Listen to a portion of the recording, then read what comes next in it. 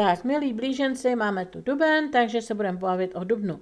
Vytáhla jsem vám takovou tu stěžejní kartu tohoto měsíce pro vás a to je aktivita od Marie Matky Andělů, která nám vlastně říká, že byste se měli už konečně pustit do věcí, které dlouho odkládáte, stanovit si priority, co z toho je opravdu velmi důležité a musí začít hned, co chvilinku počká, ale v každém případě byste neměli všechno odkládat stále dál a dál, pouze priorizovat a hlavně realizovat už konečně ty své plány, ty své povinnosti i ty své touhy.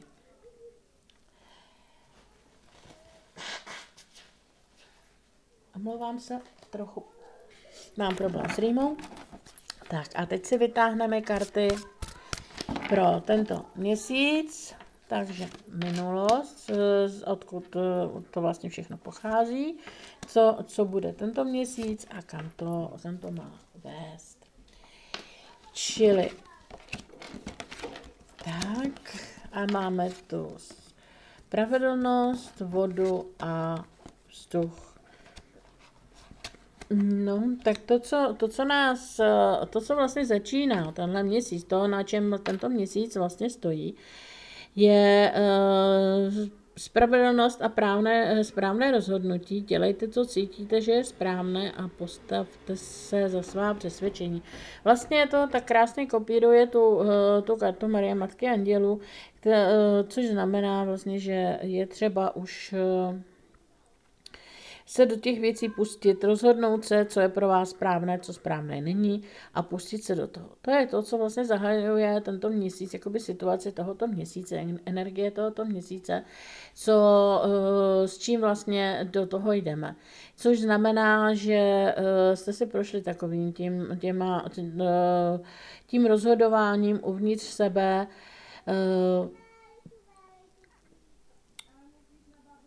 a je čas se prostě za ta rozhodnutí postavit.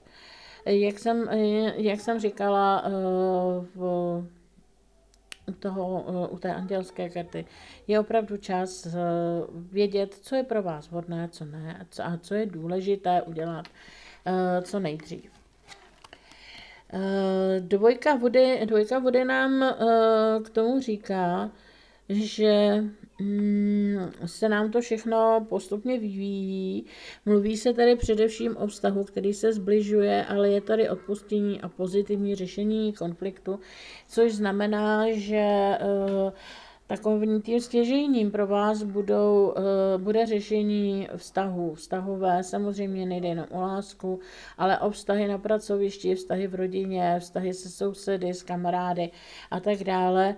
A měli byste si, nebo vy už jste si vlastně uvědomili, protože to už šlo, kde nastala chyba a nyní je čas sebrat odvahu a dát to všechno do pořádku, dotáhnout to do pořádku a takové to našlápnutí do těch dobrých vztahů ještě podpořit. No a kam to vede? Vede to k tomu, že budete mít strach.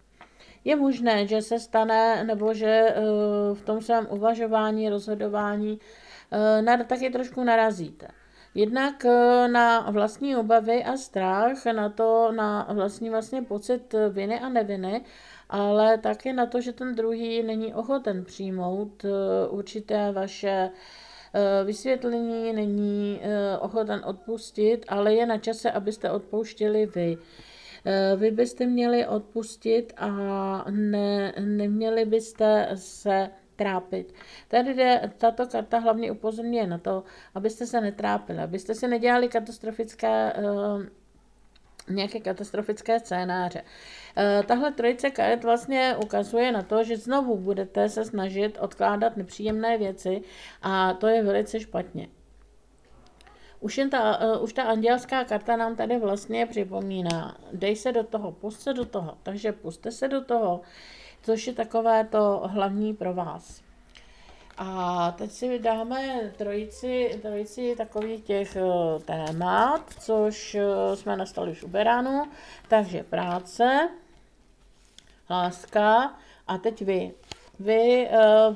vaše vnitřní já, co vlastně s tím, kam s tím a co je vlastně takové pro ten duben asi nejvíc důležité pro vás, jak sebe vnímat, nebo jak se vidět, nebo jakým způsobem se stavět k problémům. Tady v práci je jasně vidět, že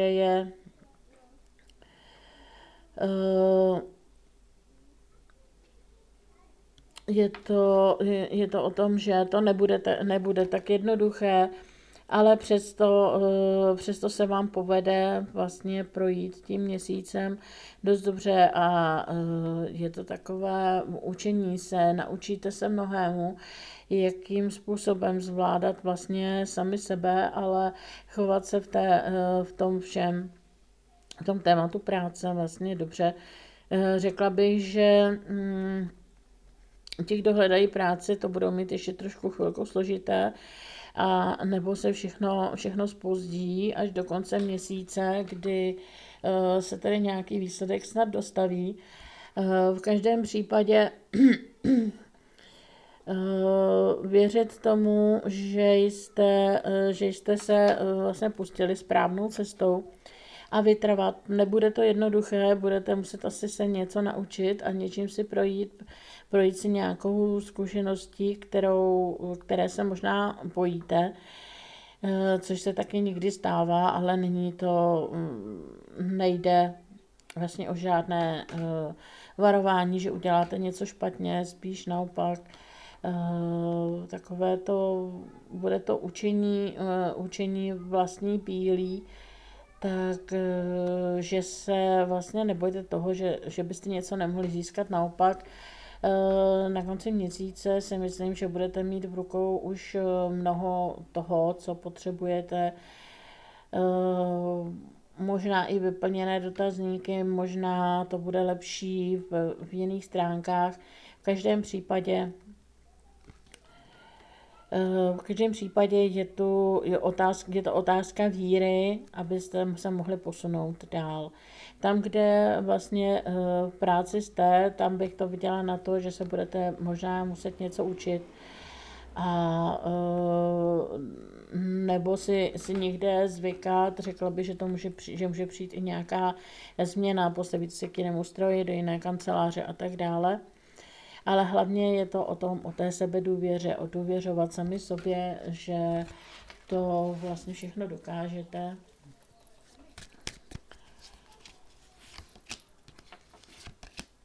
No a tento měsíc neslibuje žádné velké potíže, spíš naopak, že si opravdu budete muset jakoby vybojovat to svoje místečko na slunci, že to nebude hned, ale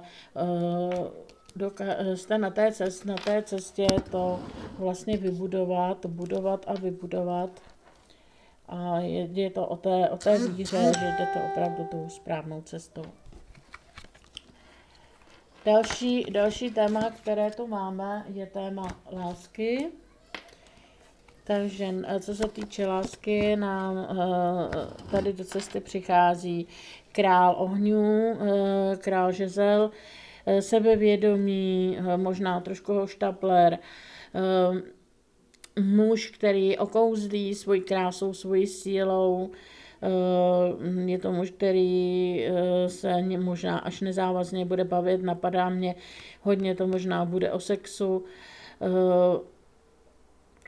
Je to muž, který ví, co umí, co neumí.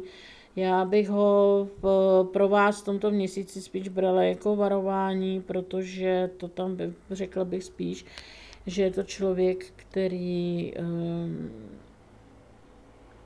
není až tak pro manželství. K tomu se nám andělé vlastně připomínají, že byste měli být sami vůči sobě hodní a vlastně mít se rádi. Ten půvab, to znamená vlastně uvědomit si svůj vlastní půvab, uvědomit si své vlastní síly, a oni ti dva k sobě tak nějak nesedí. Půvabná a chytrá žena k takovému muži.